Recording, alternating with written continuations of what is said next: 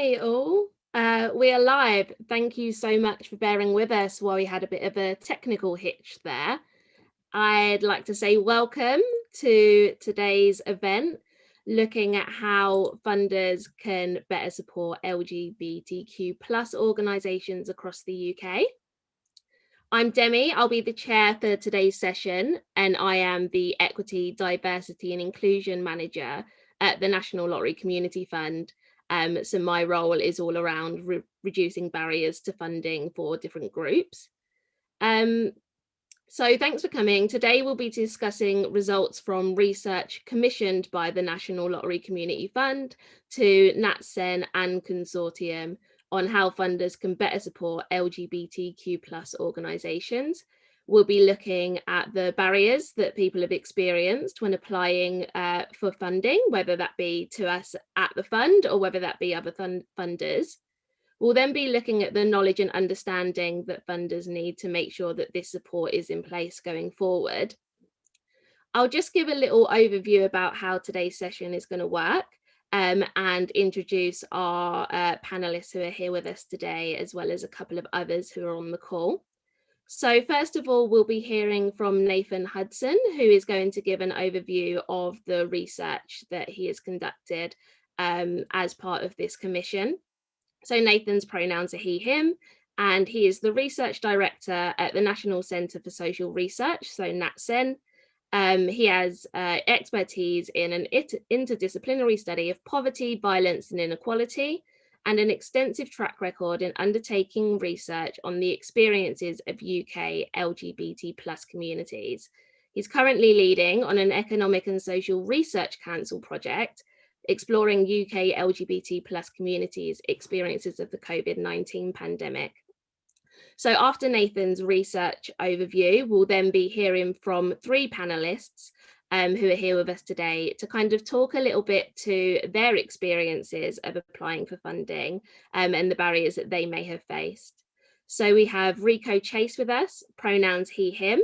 He is a diversity consultant, activist, and a director at Transactual. Rico provided live updates at the London Black Lives Matter protests, along with revealing some of the whitewashed Black histories on his radio show Against Racism. As a board member of Transactual UK, he continues to strive to change legislation for trans and non-binary equality and raises the Black queer intersectionality question in all forums with speeches at the House of Commons, London Trans Pride and others. We'll hear from King Navasa, who is a volunteer coordinator at Black Beetle Health. So King Navasa studied applied environmental sciences and music at the Uni of Kiel, and he also completed a master's in geoscience research. King has worked in the biotechnology industry as a lab assistant and has been working as a musician and educator for 10 years. King is passionate about helping his community through his work as volunteer coordinator at Black Beetle Health. Our final panelist today is Tyrone Wolfe, who is the chair at Deaf Rainbow UK, which is a charity that's 3 years old and has grown in visibility and unity since. Tyrone volunteers along with 4 other board members who are deaf and LGBTQ plus themselves, and also more than 15 volunteers out there who contribute their time. We'll also be hearing from Paul Roberts, whose pronouns are he, him, Chief Executive of Consortium, who has been working in the LGBT plus voluntary sector for nearly 20 years and has an extensive background in community development and passion for connecting communities together. Since his time working in this sector, he's helped generate over 6.5 million for the LGBT plus voluntary sector. We will then move on to a Q&A session. So as you can see, there's a Q&A function in the chat at the bottom there. If you could post questions to me, and then I'll make sure that they are answered during our time in the question and answer session. So what I will do now is say thanks again for coming, and I'm going to hand over to Nathan, who's going to talk us through his research. Cheers. Thanks, Demi. I'm just going to quickly share my screen, everyone. Okay, I'm going to assume that's all okay unless someone tells me otherwise. So hi everyone, as Demi mentioned, my name is Nathan. I am Research Director at the National Centre for Social Research. We're an independent social research organisation. I think it's commonly thought of as good practice that when starting presentations, we're supposed to start with, a story, hook everyone in with a surprising fact or anecdote. I thought long and hard about it, and unfortunately, the only thing I could really come up with was that old adage, money makes the money go round. Sorry, kind of is that money makes the world go round. To start like that feels particularly trite and, dare I say, a bit basic, but the more I thought about it, the more relevant it became. Money funding is absolutely integral to all the work that we do. And just looking at the list of people who are with us today, we have voluntary and community sector organisations, grant-given organisations, local authorities, central government. All of us are really in the business of either awarding funding or trying to obtain funding. One thing that has become increasingly a point of conversation across all our sectors over recent years, and certainly over the last 18 months with the coronavirus pandemic, is the idea of equitable funding.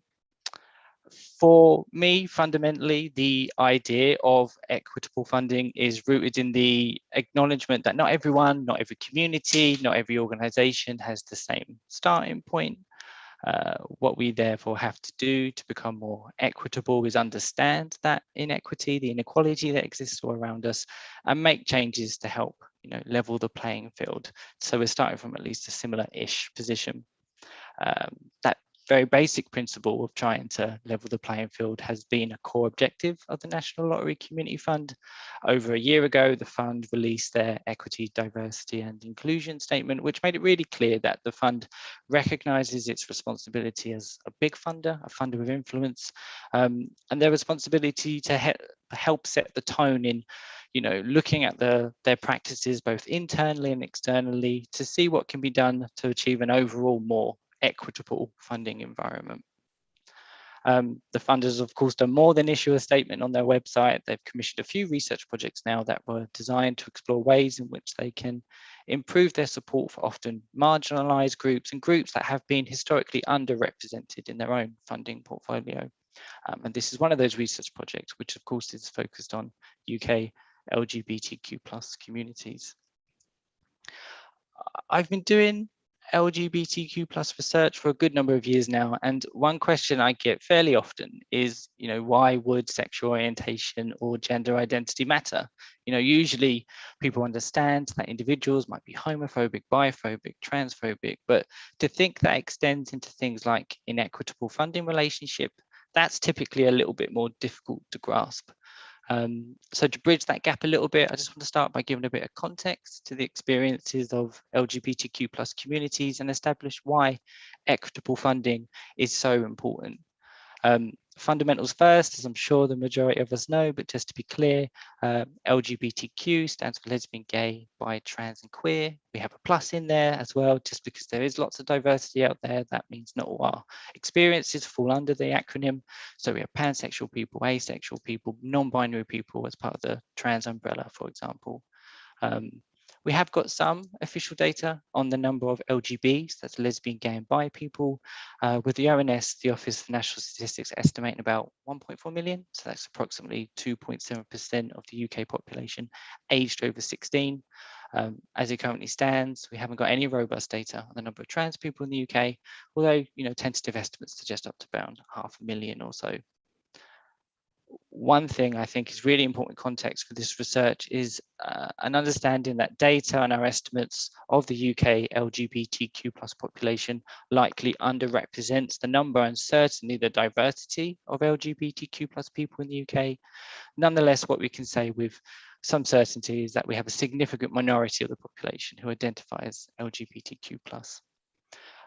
Another thing that we can say with some certainty is that LGBTQ+ people face significant disadvantage and inequality in the UK. There's been lots of evidence over the years that makes clear that LGBTQ+ people are not only more likely to experience threats to safety, harassment, but also more likely to have poorer mental health outcomes and are disproportionately affected by things like homelessness, family rejection, service discrimination. There is, of course, this little issue of a global pandemic.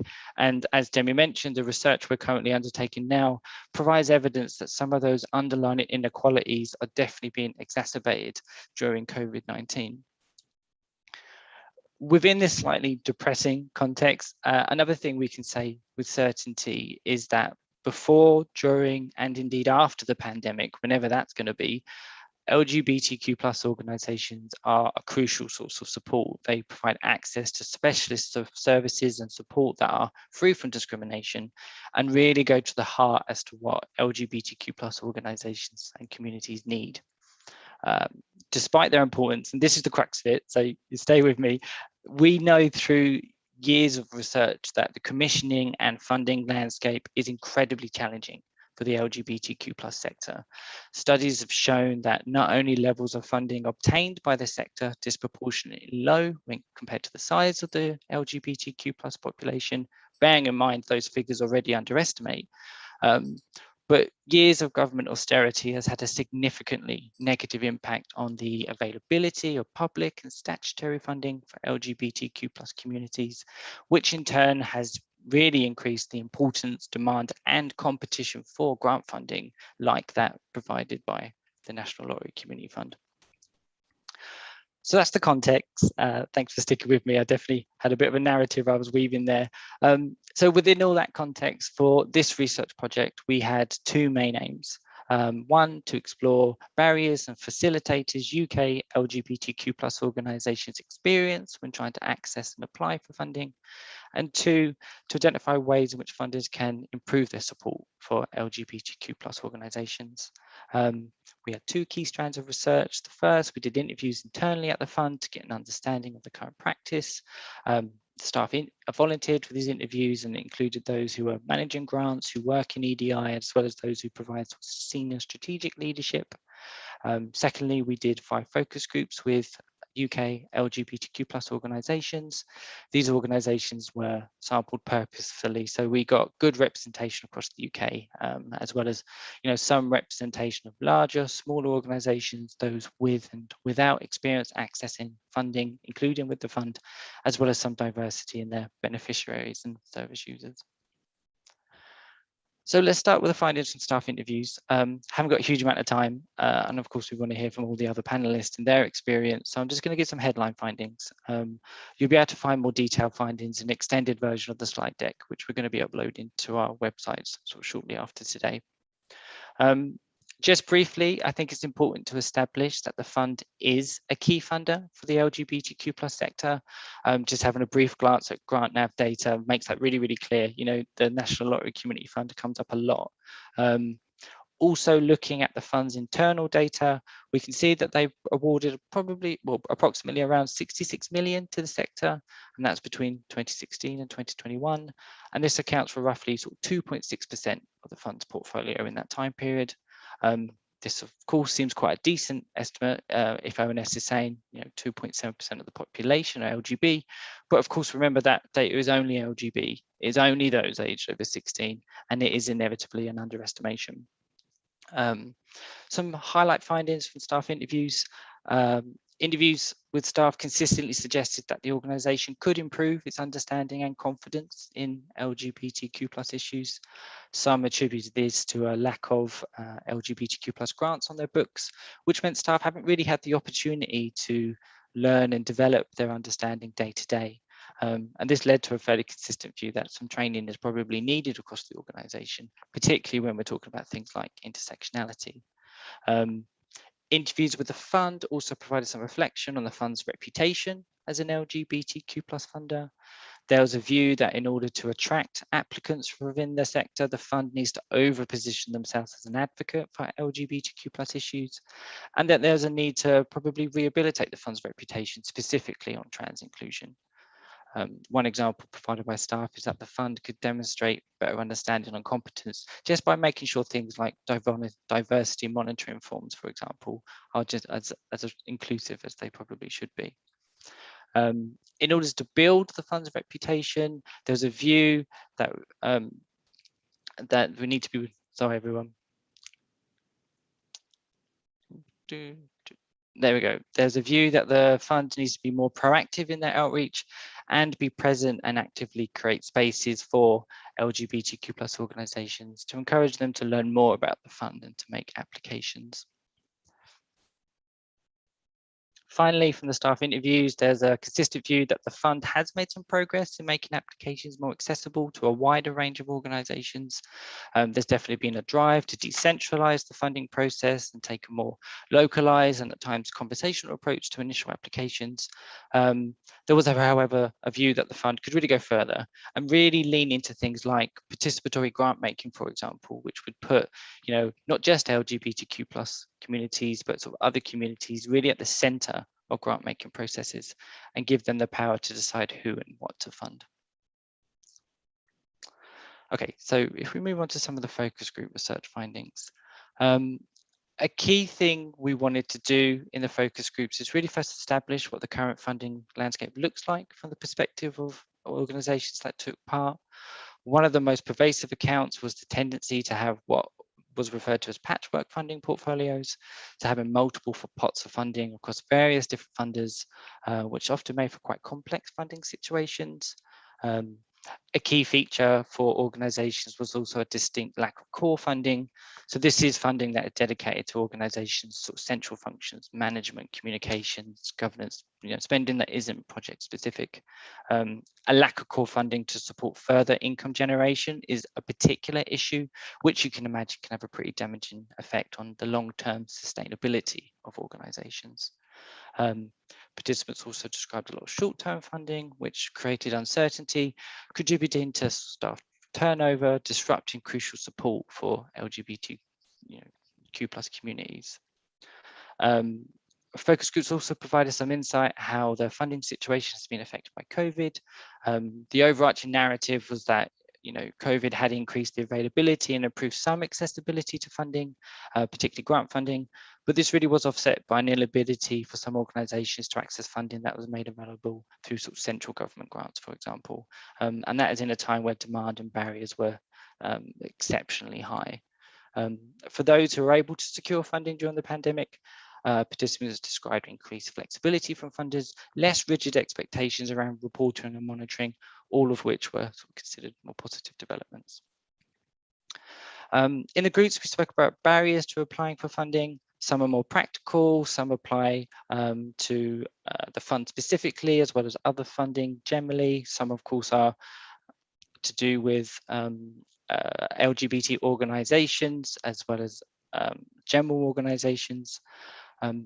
Inaccessible application forms, unclear eligibility criteria or monitoring requirements, common barriers, disproportionate monitoring requirements relative to the amount of money was a common complaint, as well as difficulties articulating the impact in the ways required by funders, which is obviously sometimes difficult when you're trying to work on things like improved mental health, community cohesion.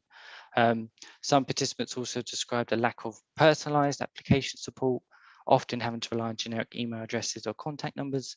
Obviously, the fund has been known to provide named grant officers, which is definitely seen as good practice, but that's assuming grant officers had the time to provide that one-to-one support. Perceived prejudice or demonstrated lack of understanding of LGBTQ plus issues was also considered a barrier. As part of this, those who took part in the research identified the importance of funded values aligning with their own as well as that of service users. This idea of aligning values is of course really important when thinking about how funders can actively demonstrate themselves as an LGBTQ plus friendly funder, and the need for organisations to have a funder who actively supports LGBTQ plus rights, and increasingly so specifically trans rights. There's also some barriers around where organisations felt they might feature amongst their competitors. So, for example, some participants felt that funders were likely to have a LGBTQ plus quota, either on a national or indeed on a local level. Some therefore thought it was more challenging to be awarded funding if a funder had already put quite a lot of money into the sector, or if they were based in a particularly well-populated area for LGBTQ plus organisations, even though they were at times offering quite distinctive and maybe even unique services.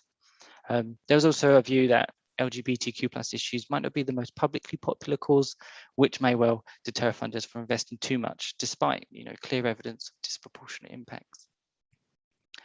As part of any research that we do in this area, we do not want to treat LGBTQ plus communities as one big homogenous group. It was therefore very important that this research explored some of the barriers that different organizations faced. There's obviously a lot of nuance to this, far too much to communicate in detail today, and it's something that the fund and other funders need to engage with more systematically. One of the key findings from this research is the view amongst organizations who took part that funders like to get more equality for their money. This lent itself to the view that funders are more likely to fund organizations that position themselves as broadly for the LGBTQ plus community, as opposed to organizations who focus on one subset or experience within. So for example, organizations who focus on the experience of bi people, Black LGBT people, trans people, for example, for typically they were less likely to get funding when compared to those other broader organizations. As part of this, there's always this view that funders don't really have that understanding of the sort of the intersectional experiences, and therefore organizations felt because of that, they were less likely to get funding. Another key part of understanding the experiences of different LGBT community organizations is recognizing that there is a disparity in access to funding.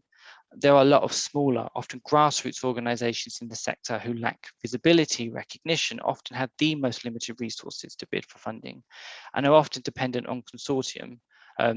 What our research therefore told us is that those smaller, often grassroots organizations need more systematic support from funders that goes beyond just providing funding. Finally, one of the main things we want to pull out is the experiences across different parts of the UK. Generally, the findings of this research suggest funders need to be more attuned to the sort of practical, political, cultural differences regarding LGBTQ plus equality across the UK, which really sets the tone for the work that they do. So a couple of examples, funders could better understand the distinct barriers there are for providing services in rural parts of Scotland, for example, or better understand the religious, cultural context in Northern Ireland, and how the work of organisations in Northern Ireland not only supports individuals and communities, but is also engendering social and cultural change in arguably a different way than that would be required in other parts of the UK. And also understanding the inability for Welsh organisations to more regularly draw on evidence, because a lot of the time the specific needs of Welsh LGBTQ plus community isn't really included in research, which obviously is detrimental when they're trying to pull together successful funding applications. So what does that all mean for funders? A couple of key recommendations just to quickly whip through. Firstly, funders need to increase the scope of funding available to the sector. Fundamentally, this includes the availability of core, multi-year funding to support sustainability, as well as funding for administrative and fundraising capacity. Funders need to think about ways of developing ways of working with smaller organisations. This could include the use of micro grants for smaller organisations as they're starting out, providing additional capacity building opportunities or training or enhanced guidance and support. Also providing dedicated grant offices is really important, as well as proportionate, user-friendly, so not PDF application forms, with clear eligibility criteria right at the offset, so organisations can be very clear whether the funding is going to be for them. Employing a more collaborative, flexible approach to monitoring requirements was considered really important, which might include, instigating conversations with organisations that help them decide how they should monitor their outcomes and what outcomes are of relevance. Of course, it is also important that funders demonstrate an understanding of LGBTQ plus issues, which can build confidence in the sector to then look to apply. For example, a couple of things that funders could do: use LGBTQ plus examples in their application guidance, ensure application forms and guidance use appropriate language. Funders could think about systems where maybe LGBTQ plus staff are part of the process for assessing application forms to give some guarantee that there are sort of underlying understanding within the organization. And funders could purposely build and advertise their track record of supporting LGBTQ plus causes. Finally, fundamental to a lot of the findings is the recommendation that funders get training to improve their understanding. so they're in a better position to assess applications, and they can definitely reach out to LGBTQ+ organisations for training on how to be an inclusive funder, assuming those organisations are of course going to be appropriately compensated for their work and expertise. As part of this, funders need to engage in active discussions with LGBTQ+ organisations about the specific barriers and challenges specific groups face, really pushing back on this fairly pervasive view that LGBTQ+ experiences are all the same. And finally, funders need to show active support for the LGBTQ+ community, and when it's safe and appropriate to do so, really celebrate the beneficiaries publicly and actively champion the results of the work of LGBTQ+ organisations to really set the tone and set the scene for more organisations, more sector communities, voluntary sector community organisations to then make applications for funding. And that's it. Thank you very much for listening. Demi, shall I hand back to you so we can give our panelists a chance to talk about their experiences? Yeah, brilliant. Thank you so much, Nathan. That was a really, really valuable outline of the research. So yeah, I'm going to open up to our panelists now. If you want to come and join me on the screen, cameras on, mics on, and just lend a few minutes so that you can speak to perhaps some of the things that were outlined in the research that you've experienced yourself as part of an organisation or anything else.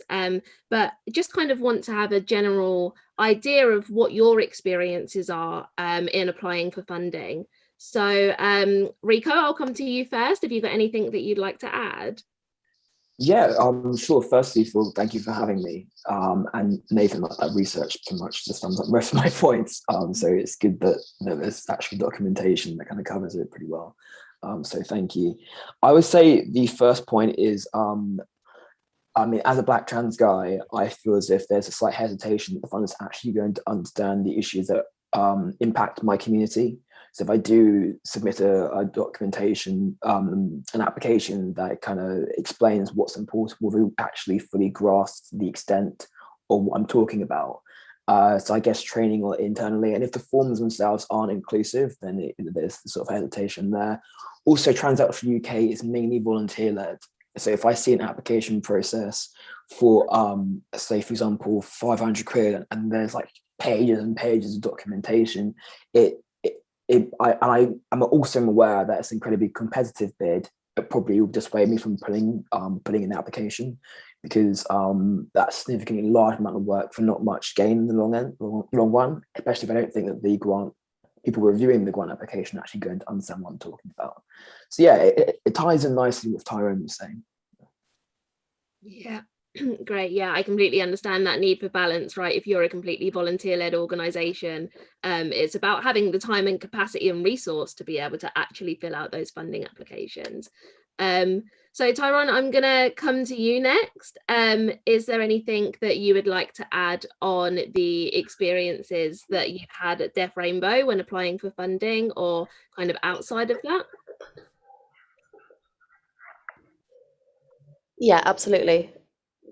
I really value the recommendations that came out of that research that Nathan put forward. They're all fantastic ideas, and I think they're brilliant recommendations. And for example, myself, I'm a white gay man chairing a very diverse group of people in our organisation. Our board are all white, and we should have more diversity, and we're trying to improve on that front. And we need more support, and we need funding in order to make that happen. And people always ask us when we apply for funding, where is your diversity? And all we can do is say we're doing our best to improve that. But there's only so much we can do as a volunteer-led organisation. We need that funding to support us. It's a starting point. We're all a group of volunteers, and we can only start from where we are. We can't suddenly change everything overnight. We need that support to change things and to make a difference. And we need that funding, we need that successful application to be able to do what we want to do and to diversify our organisation significantly more. Yeah, absolutely. And I think that's something that funders need to take away, in that you can't expect organisations that are completely volunteer-led to be able to have this massive kind of input into their capacity and their resource and development without actually having the money to do that. It's kind of putting the horse before the cart a little bit, isn't it? In that sense. King, I'll come to you next. Is there anything that you want to add? Also, can I just yeah. add? Apologies, sorry to interrupt. Yeah, just based on what you said, the impact of requests from funders on us, you know, they say, what's your impact? And they always want to talk about a geographical location. And, you know, we always try and explain, you know, we're developing our impact measures later. We can't necessarily do that from the very beginning. It's a very difficult thing to measure. It's so individual. And there are so many things that could potentially come out of a project. But often we need advice from funders as to what the impact could be, but they want impacts and targets and, you know, very specific information that we can't necessarily give them from the outset of a project with no funding. Yeah, really great point. Thank you. So King, I'll open up to you next. Is there anything that you wanted to add? Thank you. I'm there trying to condense it all and make sure it's coherent. Because anyway, so yes, I'm the operations coordinator at Black Beetle Health, and our mission is to promote health through evidence-based, peer-reviewed resource development and signposting to culturally safe services and support groups for people of color throughout the UK. Well, people of color, specifically QTPOC, LGBTQ+, people of color. When it comes to delivering all of this and creating the resources, funding, I mean, we started off as just basically an Instagram page, and it was typically me you'd find behind a booth giving out leaflets. But then we gained charity status when we got our first set of funding. I must say as well, though, funding was particularly easier, only I feel, because of the BLM movement at that time was a bit sensationalized. So when we put our bids in, we got it quick, and we've been able to do lots of great work off the back of that. However, the media then went quiet about that. Now we're applying to multiple bids, and it's all just, I don't know if it's like Nathan said earlier, LGBTQ quota. Have they met their quota? Are we applying at a bad time? But we still have lots more work to do. And with it, it's difficult. It has its own lots of challenges because sometimes we're a small organization. There's no one on a salary. There's no one salaried. We're all sort of freelance. Everyone just chips in, logs a few hours, and then they're gone. Now, doing that with the funding that we have, we get funded for a specific project, but we try and stretch that fund to cover our specialists who come in and do research for us.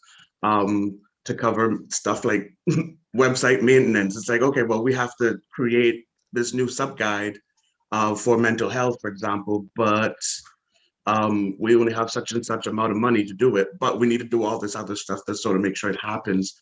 So it's a bit challenging to stretch the funding as well. And also when it comes to justifying the funds and articulating the impact, when we get funding approved to, for example, create, like we did a documentary for Manchester's queer Vogue scene, one of the houses there. And then we're asked to then measure the impact of that. And it's like, well, we were actually just funded to create the video.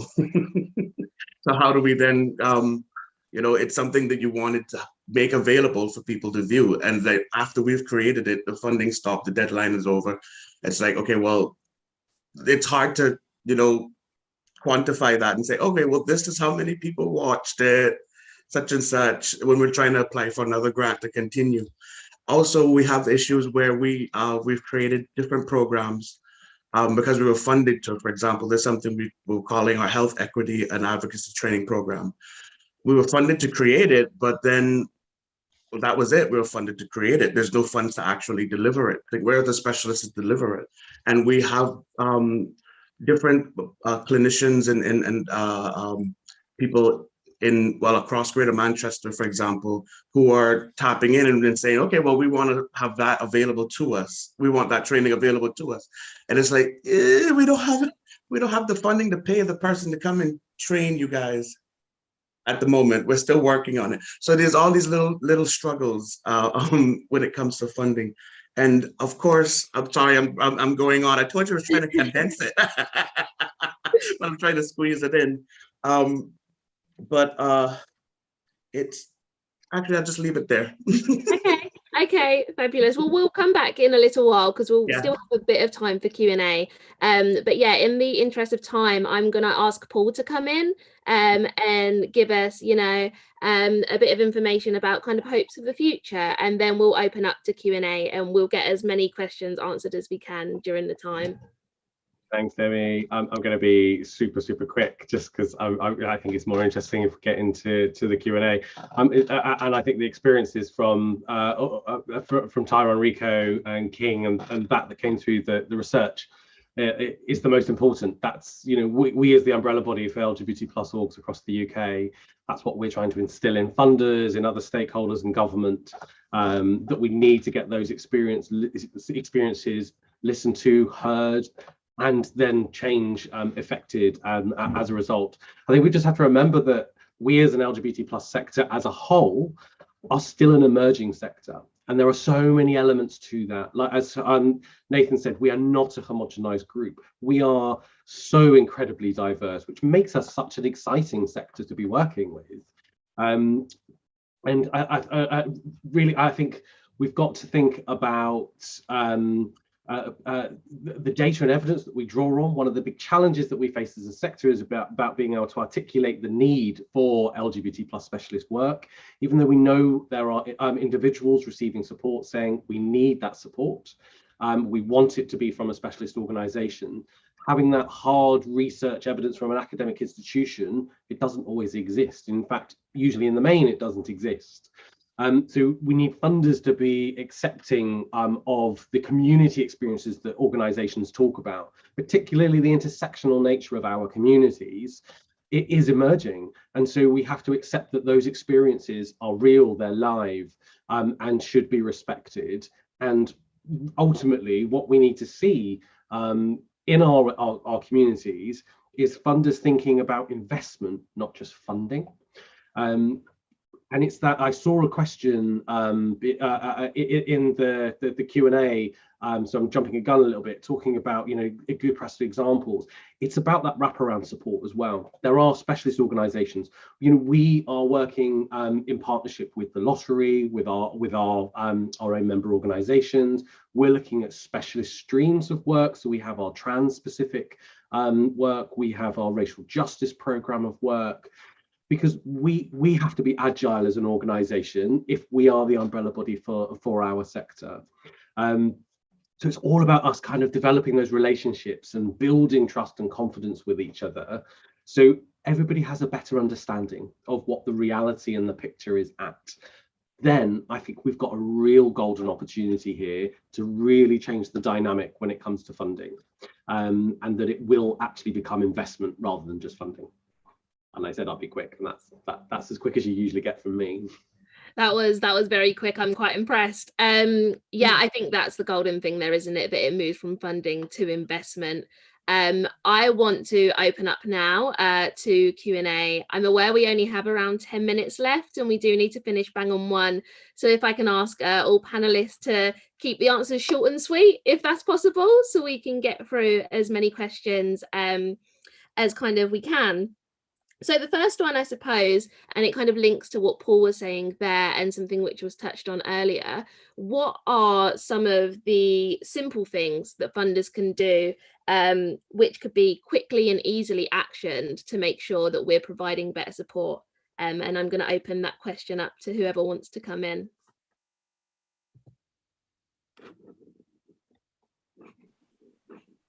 I would suggest diverse application forms, because it's easier to do a sort of talking video than it is to sort of type it out. So that's one of the suggestions there. Just acknowledging the fact that if you have an application form, the Consortium is really good at this. They actually have someone devoted to sort of helping you with applications. So if someone sort of eyeballs it beforehand, they need to be more specific on that. You need to work on that. Having that relationship as opposed to an inbox, like a specific person that you can contact. So you have like a personal or a working professional relationship with someone within the organisation that's going to help you through that. Also having talks like Zoom calls beforehand, this is what you need to do for the application. So not making it feel as if it's a job interview, but more like a collaborative approach kind of helps. Yeah, absolutely. Is there anything anyone wants to add to this one, Tyrone?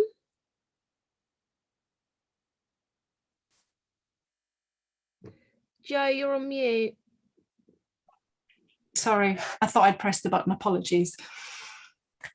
So yeah, I would like to see more ease in thinking about how you apply for somebody to come in and do some development and apply for good funding for that, not just me doing everything when I already work full time. I don't have a lot of time.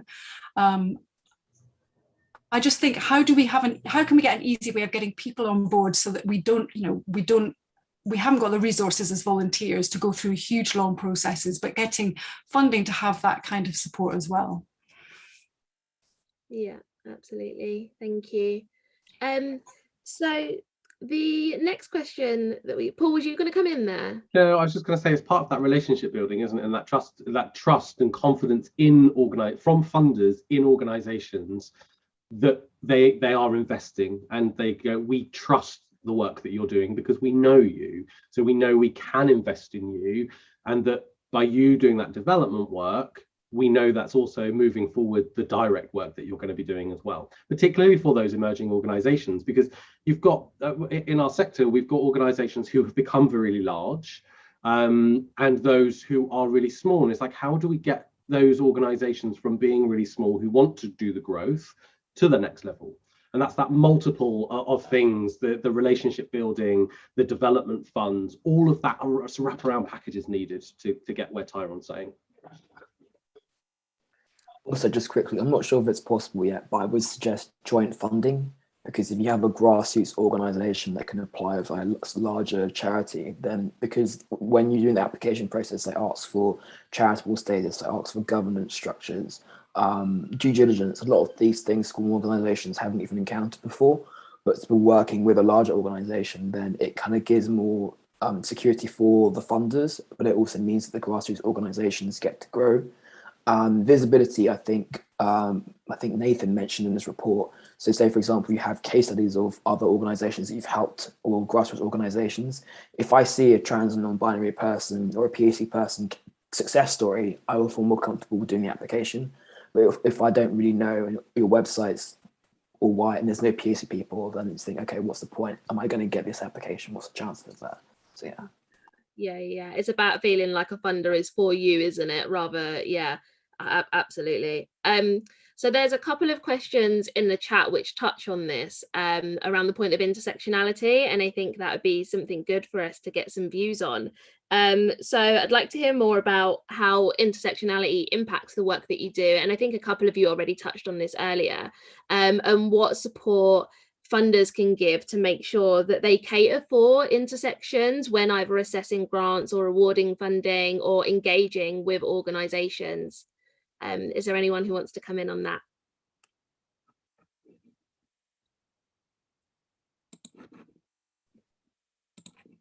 I've got things I would say, but I want to I'd love to hear from the three panelist organisations first. I would say diversity and inclusion training, which is mandatory for all employees, because if you're a non-binary person, the person you're speaking to can't use they, them pronouns. It's not really good from the onset. Training not just on how to use pronouns, but more understanding the communities that you're attempting to serve. If you do have a grant application, don't send it to the main big body. Make sure you try and get the grassroots application or develop a network of people that you can encounter, because someone who's running a trans non-binary event in Hackney is not going to be able to know of a grant application which is happening with National Lottery. There's no communication things. I don't follow the same things on Twitter or on Instagram. So contacting organizations like UK Black Pride to make sure it goes to the right people is kind of important. The average life expectancy of a Black trans woman in the US is 35. So these communities are in survival mode. They don't really have the emotional capacity to be doing something which is not going to be successful. So making sure that the application process clearly states that it's for the members of the community or any other intersectionality groups is kind of important. So that's what I would suggest. Great. Tyrone? Yeah, I would say we have daily problems with hearing people understanding what, you know, we must be part of our diversity targets as deaf people, but you know, we're not even asked if we want to be part of someone's diversity target. Maybe we have other priorities within our community or our organization, and we're expected to fit into other people's boxes and pigeonholes. So I think, you know, people don't know what we as deaf people want. And then we're criticized for not being helpful or open, but actually we have so much on our plate and so many other things that we need to deal with. We don't want to be there just to tick other people's boxes. You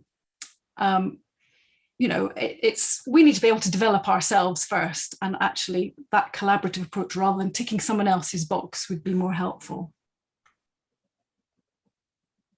Absolutely, thank you so much. So there's quite a few questions here. Paul, do you want to come in before I move on to the next one? No, it's just, well, just the point about decision making and involving people in decision, but in meaningful ways. So and just recognizing that if you've got an LGBT plus person on your decision making panels, for example, that doesn't mean you have every LGBT plus experience on that panel.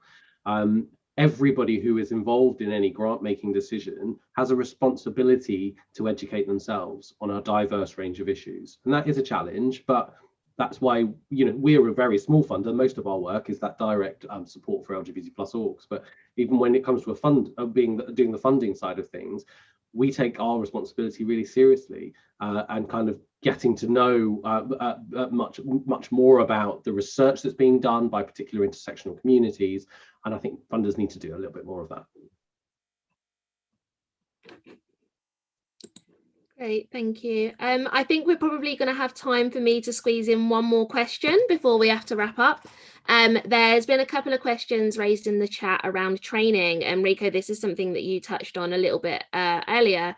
So you said it's good to have mandatory EDI training for colleagues or organisations. I wonder whether you or the other panelists want to speak to a little bit more around what should be included in that training. So there's a question here from Sonia, who says that given the sector is still emerging and some cultures are less progressive than others around sexuality and are therefore not homogeneous, what do you suggest we include in general EDI training for funding staff?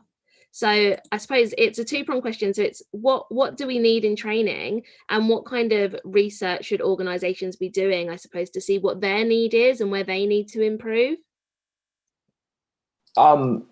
When it comes to training, there's like a whole raft of options available to you. I mean, Stonewall, Mermaids, Gender Intelligence, like most of these organizations do offer training. I'm a diversity consultant, like, not to plug myself, but yeah, there's a lot of people out there who are available in order to help. And if you don't necessarily have a funding pot set aside in order to, or information aside, just ask the people that you're serving. You know, you can do questionnaires. You can ask trans and non-binary employees or POC employees or anyone who's part of those characteristics, protected characteristics, how they would see the company changing or the charity changing. You do have access to information. In addition to that, I mean, Nathan just did a brilliant report. that's a good place to start, making sure all of that's in place. Ask questions would be my response there. Great, thank you.